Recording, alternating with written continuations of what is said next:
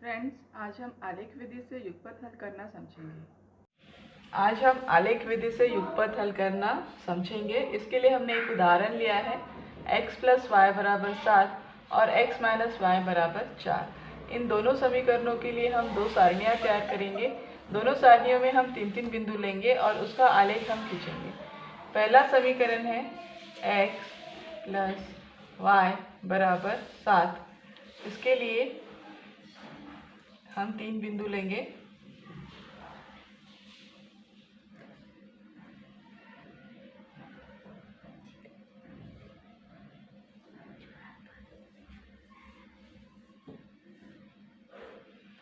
इसमें हमको x और y यानी ऐसी दो संख्याएं लेनी है जिनको प्लस करने पे 7 आते हैं।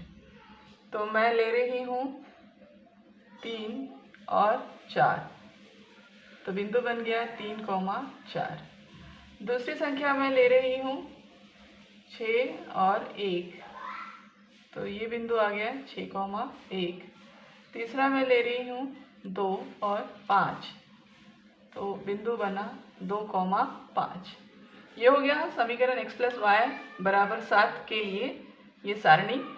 दूसरा समीकरण है x माइनस वाई बराबर 4। इसके लिए हम सारणी बनाएंगे।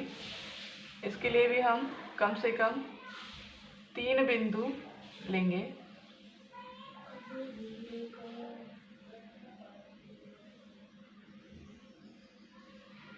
x y x y।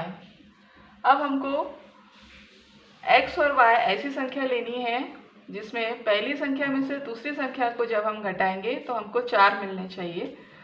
तो मैं ले रही हूँ x बराबर 5 और y बराबर 1, तो ये बिंदु बना 5,1। दूसरा मैं ले रही हूँ 6 और 2, 6 में से 2 जाने पर 4 बचते हैं, तो ये बिंदु बना 6,2। तीसरा मैं ले रही हूँ 4 और 0, 4 में से 0 गए तो 4 बचते हैं, तो ये बिंदु बना 4,0। इस तरह से हमने पहले समीकरण के लिए 3 बिंदु निकाल लिए और दूसरे समीकरण के लिए भी हमने 3 बिंदु निकाले हैं। तो सारणी में जो बिंदु हमको प्राप्त हुए थे वो हम आलेख पर प्रस्थापित करेंगे। इस आलेख पेपर पे मैंने ड्रॉ करके रखा हुआ है। ये आड़ी लाइन x अक्ष है और खड़ी लाइन y अक्ष है, और ये आरंभ बिंदु है जिसको हम मूल बिंदु भी कहते हैं। x अक्ष के सीधे हाथ पर होने वाली संख्याएं धन संख्याएं होती हैं, x अक्ष के उल्टे हाथ पर होने वाली संख्याएं ऋण संख्याएं होती हैं। y अक्ष के ऊपर की जो डायरेक्शन में संख्या होती है वो प्लस होती है, धन होती है, और y अक्ष के नीचे साइड में जो संख्या होती है वो माइनस वाली संख्याएं होती है। इस तरह से x अक्ष और y अक्ष बनाने के बाद हमको ये जो बिंदु हमने निकाले थे सारणी में वो यहाँ पर प्रस्तापित करने हैं। पहले सारणी के बिंदु है 3,4, 6,1 और 2,5। तो पहला बिंदु है 3,4, 3 यानी x अक्ष के और y अक्ष के 4, यानी ये बिंदु हो गया 3,4, ये बिंदु है। उसी प्रकार से दूसरा बिंदु है 6,1, तो 6 x अक्ष के और 1 y अक्ष के, यानी दूसरा बिंदु 6,1 ये है। और तीसरा बिंदु है 2,5, तो 2 x अक्ष के और 5 y अक्ष के, तो तीसरा बिंदु ये है।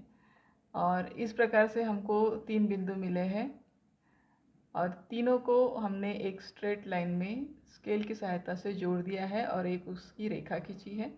ये रेखा है समीकरण x प्लस वाई बराबर 7 की, इसलिए इस रेखा पर उस रेखा का समीकरण हमने लिखा है।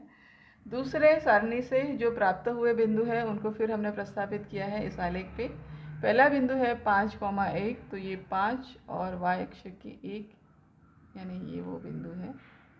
दूसरा बिंदु है 6,2, 6 y अक्ष के 2, यानी ये वो बिंदु है। तीसरा बिंदु है 4,0, यानी यह वो बिंदु है। इन तीनों बिंदुओं को भी हमने स्केल की सहायता से एक सीधी लाइन में जोड़ दिया है और ये जो रेखा प्राप्त हुई है ये है समीकरण x माइनस वाई बराबर 4 की, इसलिए इस रेखा पर हमने उस रेखा का समीकरण लिखा हुआ है।